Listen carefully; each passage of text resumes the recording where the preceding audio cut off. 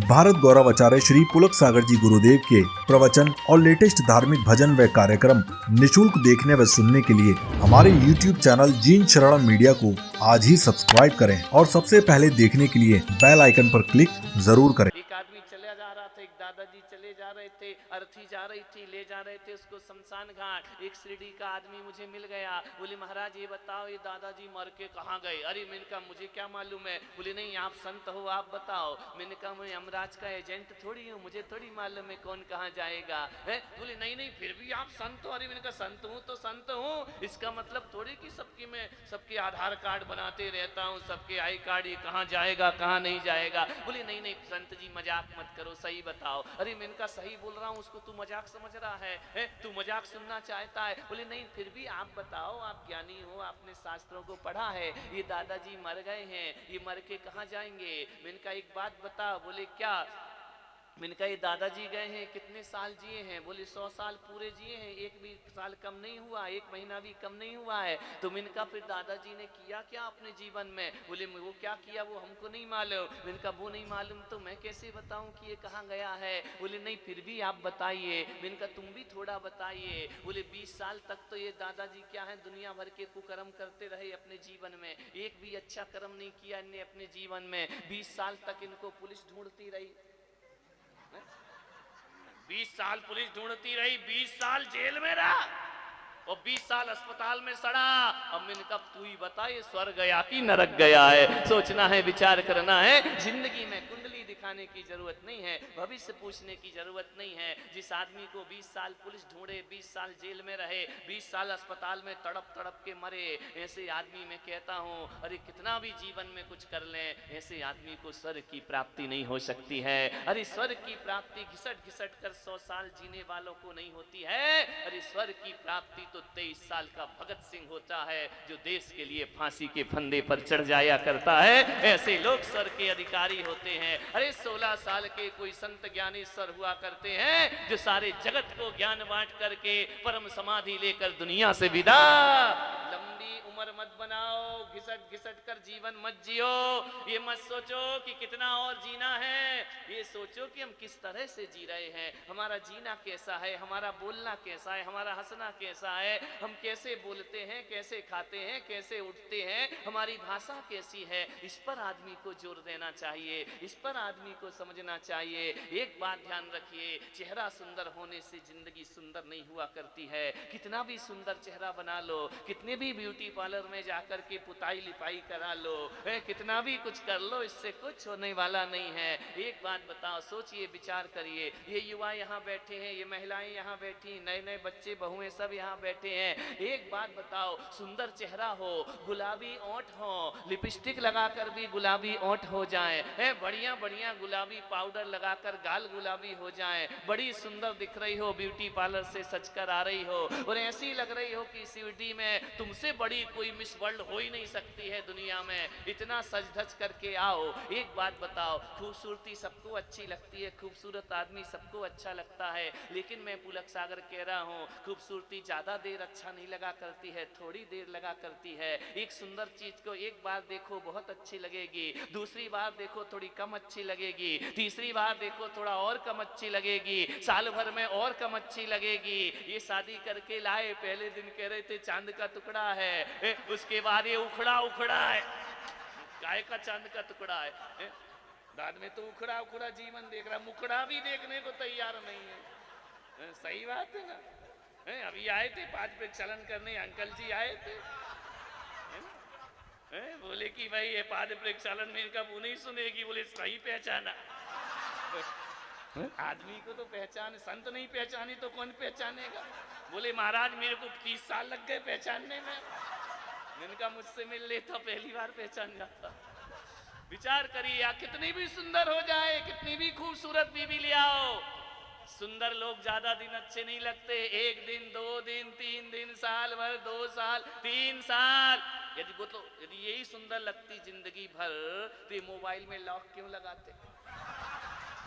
काय को अब बताओ किसके डर से लगाए, बच्चा है, बीवी, फिर लॉक अनलॉक क्यों करना पड़ता है उसको। नंबर भी ऐसा कर लेते पत्नी भी नहीं जाने, हमारे मैसेज नहीं पढ़ना चाहिए, क्यों भाई ऐसा क्या लिख रहा है तू। जिसको लिख रहा उसको पढ़ने देना, लेकिन वो तुझे लिख ही नहीं रहा है, वो कहीं और लिख रहा। आजकल यही हो गया है।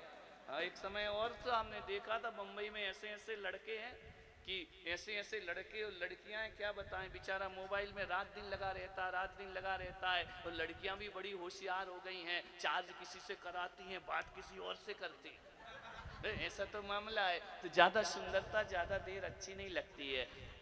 एक चुटकुला एक बार में अच्छा लगेगा, दोबारा सुनाओ फिर हंसी नहीं आएगी, तीसरी बार सुनाओ फिर बिल्कुल हंसी नहीं आएगी, चौथी बार कहीं तू ज्यादा बकबक मत कर, बंद कर, हमको नहीं सुनना है चुटकुला। तो जिंदगी ऐसी तो ज्यादा सुंदरता अच्छी नहीं लगा करती है, चेहरे की सुंदरता ज्यादा स्थायी नहीं हुआ करती है। एक बात बताइए, कोई कितना भी खूबसूरत हो, कितना भी सुंदर दिखता हो, कितना भी हैंडसम लड़का हो, ध्यान रखना, कितना भी सुंदर हो, कितने भी लोग हों, यदि एक बात मैं आपसे पूछता हूँ, उसकी सुंदरता थोड़ी देर को आकर्षित करेगी। 20% सुंदरता का जीवन में महत्व हुआ करता है, लेकिन सुंदर चेहरा, गुलाबी ओंठ और बोले तो ऐसे बोले जैसे बारूद उगल रही हो, तो बताइए कौन उसको प्यार करेगा, कौन को वो अच्छी लगेगी। ध्यान रखना, मैं तो कहता हूँ बिना लिपस्टिक के काले ओंठ भी बहुत अच्छे होते हैं। यदि जुबान मीठी हो तो जिंदगी में आनंद आ जाया करता है। आदमी का बोलना अच्छा होना चाहिए, चेहरे की सुंदरता से कुछ नहीं हुआ करता है। आदमी का चरित्र सुंदर होना चाहिए, चरित्र सुंदर। आप ये लड़के बैठे हुए हैं, बोलो रे कोई कुमारा बैठा है क्या यहाँ? कोई नहीं है? हाँ, उसको बता रहे हैं ना, अंडर एज, उसको फंसा रहा, वो कह रहा ये कुमारा बैठा है। कमाल हो गया, विचार करिए। एक कुंवारे लड़के से मैंने पूछा, क्यों रे तेरी शादी हो गई? बोले नहीं हुई। मैंने कहा क्यों नहीं हुई? कर नहीं रहा या हो नहीं रही? बोले हो नहीं रही। करने को तो वो तैयार बैठा है 5 साल से, लेकिन हो नहीं रही। बिहार में चलता है अपने सुबह सुबह 5:30 बजे। सोचिए, विचार, नाम मत लो उसका, बदनाम हो जाएगा। उसका नाम तो कोपर गांव में जाके लेंगे। विचार करिए, सोचिए। मैंने उस आदमी से पूछा, एक व्यक्ति से पूछा कि बताओ शादी करना है? बोले करना है। बोले लड़की बताओ। मैंने कहा कोई मैं शादी वाला बाबा हूँ क्या? यहाँ शिरडी वाला और ये शादी वाला।